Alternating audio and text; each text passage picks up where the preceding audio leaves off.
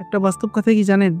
যে ছেলে ফ্যামিলির জন্য সবকিছু করে, ফ্যামিলিকে ভালো রাখতে চায়, দিন শেষে দেখবেন ওই ছেলেটাই সবথেকে খারাপ। হ্যাঁ, কারণ কিসের জন্য জানেন? কারণ ওই ছেলেটা ফ্যামিলির সবাইকে খুশি রাখতে চায়, ফ্যামিলির সবাইকে ভালো রাখতে চায়। কিন্তু সবাই মুখে হাসি ফোটাতে পারে না। হ্যাঁ, দিন শেষে কিন্তু ওই ছেলেটাই সবচেয়ে অপরাধী। হ্যাঁ, ওই ছেলেটা কি জানেন? ওই ছেলেটা হলো ফ্যামিলির বড় ছেলে। হ্যাঁ, কারণ একটা বাবার পর ফ্যামিলির বড় ছেলের উপর সবচেয়ে বেশি দায় থাকে।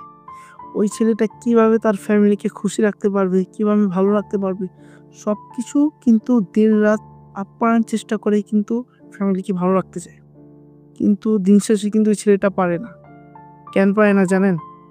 কারণ ওই ছেলেটা তার ফ্যামিলির কাছে অপরাধী হয়ে যায়। হ্যাঁ, কথাটা বাস্তব। পারলে কথাটা খাতায় কলমে মিলিয়ে রাখবেন। কারণ বড় ছেলের মতন ফ্যামিলিতে কেউ কখনো ভালোবাসতে পারবে না। হ্যাঁ, কারণ আপনি নিজে দেখেন, আপনি যদি ফ্যামিলির বড় ছেলে হন, দিন শেষে কিন্তু ওই ফ্যামিলি কিন্তু আপনাকে ঠকাবে। হ্যাঁ, কথাটা আপনি মিলিয়ে রাখবেন। এটা কার সাথে ঘটছে আমাকে সবাই মেসেজে বা কমেন্টে বলবে। হ্যাঁ, কারণ আমাদের দিন শেষে ফ্যামিলির যারা আমরা মধ্যবিত্ত আছি, তারা কিন্তু সবসময় আমাদের এই বড় ছেলেটাই ঠুকে সবকিছুতেই। কারণ তারা সবসময় একটা জিনিস জানে, কি জানেন? স্যাক্রিফাইস। এই স্যাক্রিফাইসটার জন্য আজকে সবকিছু, যত আনন্দ, যত কষ্ট, যত দুঃখ সব মাটি দিয়ে দেয়। কারণ কিসের জন্য দেয়? ফ্যামিলির সুখের জন্য। হ্যাঁ, আচ্ছা বলুন তো, বড় ছেলেরা ফ্যামিলির সবসময় ঠকে কেন? কারণ ফ্যামিলিতে সবসময় তারা ভালো রাখতে চায়। আচ্ছা, ভালো রাখা কি ফ্যামিলির সবচেয়ে খারাপ দোষ? আমাকে একটু বুঝাবেন? না, এটা কখনো খারাপ দোষ না। কিন্তু দিন শেষে আছে না, আমরা এই ফ্যামিলিই কিন্তু সবকিছুতে এই আমাদের যে বড় ছেলেরা আছে তাকে ঠকাই। কিন্তু তারা বোঝে না যে একটা বাবার পরে কিন্তু একটা ফ্যামিলির সবচেয়ে বড় ছেলেটাই কিন্তু সবকিছু করে। কারণ তার কাঁধে দায়িত্বর ভার পড়ে। কিন্তু এই জিনিসটা আমরা কেউ বুঝতে চাই না বা বুঝতে পারি না। কারণ ফ্যামিলির বড় ছেলেরাই কিন্তু এই মানসিক কষ্টটাই মতন কিন্তু আর কোনো কষ্ট কিন্তু পায় না দিন শেষে। আপনি নিজে মিলিয়ে রাখবেন। কারণ দুনিয়ার দিন শেষে কিন্তু একটা পুরুষ মানুষ সবচেয়ে বেশি খুশি হয় বা শান্তি পায় তার ফ্যামিলির থেকেই। কিন্তু এই ফ্যামিলি যদি তাকে মূল্য না দেয়, তাহলে এখানে আর কোনো কিছু বলার নেই।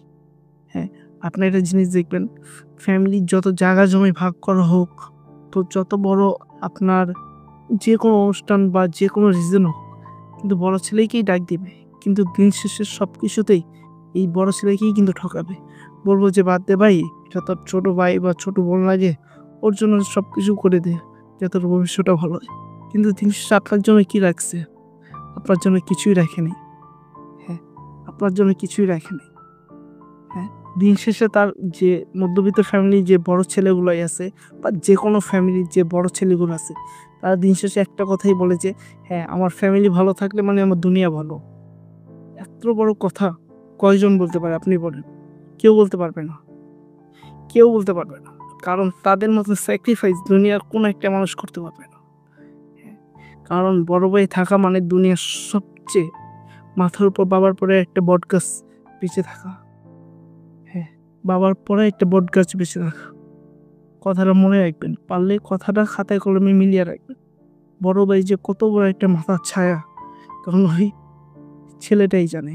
হ্যাঁ, ফ্যামিলির বড় ছেলেটাই জানে সে কি। কারণ তার কাঁধে যখন দায়িত্ব এসে পড়ে, তখন ওই দায়িত্বটা কখনো নিজের কাঁধেতে ছুঁড়ে ফেলে না। সে ওই দায়িত্বটা সলভ করার চেষ্টা করে। হ্যাঁ, ঠিক তেমনই দিন শেষে কিন্তু ওই ছেলেটাই সবচেয়ে বেশি কষ্ট পায়। তাই আজকের জন্য আল্লাহ হাফেজ, বিদায়। আর কার সাথে এমন ঘটছে, পারলে কমেন্টে বলবেন। আল্লাহ হাফেজ।